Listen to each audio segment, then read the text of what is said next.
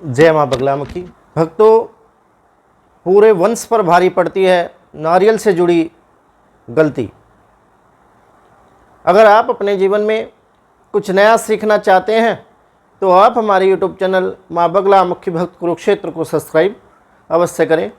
मैं आचार्य प्रदीप भारद्वाज अपने YouTube channel माँ बगलामुखी भक्त कुरुक्षेत्र में आपका हार्दिक स्वागत करता हूँ, हार्दिक अभिनंदन करता हूँ। भक्तों, मैं आशा करता हूँ कि आप सभी स्वस्थ होंगे, मस्त होंगे।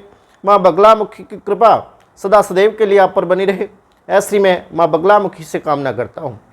भक्तों, आज इस एपिसोड के माध्यम से मैं आपको नारियल से जुड़ी एक ऐसी जानकारी देने वाला हूँ जिसको आप जानकर अपने जीवन में अपने वंश को बचा सकते हैं तथा अपने ऊपर आने वाला संकट दूर कर सकते हैं। भक्तों, जैसा कि शास्त्रों में बताया गया है कि पूरे वंश पर भारी पड़ती है नारियल से जुड़ी गलती। हिंदू धर्म में नारियल को श्रीफल कहा जाता है। श्रीफल मतलब लक्ष्मी का स्वरूप, श्री माने लक्ष्मी, तो इसको लक्ष्मी फल भी कहा जाता है क्योंकि नारियल को फलों में श्रेष्ठ माना गया है। जब भी कोई पूजा पाठ, कोई धार्मिक कार्यक्रम, कोई छोटी बड़ी पूजा और छोटी से छोटी पूजा में भी नारियल का प्रयोग किया जाता है। इसकी कलश पर स्थापना की जाती है। ऐसा माना जाता है कि इसकी घर में स्थापना करने से, इसकी कलश में स्थापना करने से हमारे घर में सुख समृद्धि का वास होता है तथा माँ लक्ष्मी की कृपा उस घर पर सदा सदैव के लिए बनी रहती है। भक्तों, हर पूजा पाठ में और हर धार्मिक कार्य में, सभी मांगलिक कार्यों में नारियल का उपयोग जरूर किया जाता है। मैंने जैसा कि अभी आपको बताया कि कोई भी छोटी पूजा, बड़ी पूजा और छोटी से छोटी पूजा, उसमें भी नारियल का उपयोग किया जाता है। नारियल के बिना पूजा संपूर्ण नहीं मानी जाती। ये भी एक पूजा की अभिन्न सामग्री में से एक है और कलश के अधिष्ठात्र देवता पर इसको संस्थापित किया जाता है। भक्तों, मंदिर में भी नारियल चढ़ाया जाता है। जैसा कि आपने देखा होगा भद्रकाली आदि मंदिर में या हनुमान जी के सामने भी मंदिर आदि में नारियल को चढ़ाया जाता है। नारियल को फोड़कर प्रसाद खाया जाता है और उस मंदिर में उस नारियल को फोड़कर बाकी कुछ वहीं छोड़ देते हैं, कुछ अपने घर ले आते हैं, पुजारी इत्यादि दे देते हैं, तो उसका प्रसाद भी खाया जाता है। किसी भी काम का शुभारंभ नारियल फोड़कर ही किया जाता है। अगर हम किसी का गृह प्रवेश करते हैं, किसी फैक्ट्री का, किसी दुकान का उद्घाटन इत्यादि या कोई मुहूर्त करते हैं तो उसमें भी नारियल को फोड़ा जाता है। इसलिए नारियल को फोड़ना बड़ा शुभ माना जाता है। हिंदू धर्म में नारियल फोड़ने के कुछ नियम बताए गए हैं।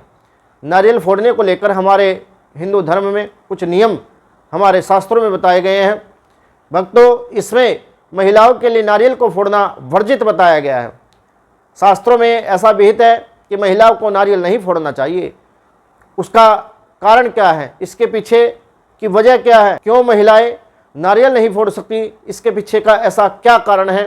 भक्तों, नारियल को नई सृष्टि का सृजन का बीज माना जाता है। नारियल में जो बीज होता है उसके कारण इस नारियल को नई सृष्टि के सृजन का बीज माना जाता है और प्रजनन से जोड़कर देखा जाता है। प्रजनन मतलब पैदावार, भाई एक से अनेक हो सकते हैं, ऐसे नारियल को प्रजनन से जोड़कर देखा जाता है। ऐसे ही क्योंकि महिलाओं को भी ईश्वर ने संतान उत्पत्ति करने की शक्ति दी है, महिलाओं को भी ईश्वर ने संतान उत्पत्ति करने की शक्ति दी है, इसलिए स्त्री को भी सृजनकर्ता कहा जाता है। स्त्री को भी सृजनकर्ता कहा जाता है, नारियल को भी सृजनकर्ता कहा जाता है। भक्तों, माना जाता है कि महिला द्वारा नारियल फोड़ना पूरे वंश परंपरा पर आघात पहुंचाता है। जैसे कोई अपनी माँ अपने स्वयं के बच्चे को नहीं मार सकती, इसी तरीके से महिलाओं को नारियल नहीं फोड़ना चाहिए क्योंकि महिला भी सृजनकर्ता है और नारियल को भी प्रजननकर्ता के रूप से देखा जाता है, जोड़कर देखा जाता है। ऐसा हमारे शास्त्रों में माना जाता है। इसलिए महिलाओं को कभी भी नारियल नहीं फोड़ना चाहिए।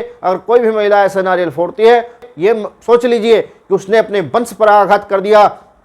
जैसे कोई माँ अपने बच्चे पर प्रहार कर देती है, इस तरीके का आघात उस परिवार पर हो जाता है। ऐसा करने से बचे, और आघात अगर हो गया तो यह आपके परिवार के लिए, आपके कुटुंब के लिए ये अशुभ प्रभाव आपके जीवन में, आपके परिवार में, आपके कुटुंब में आपको देखने को मिलेगा।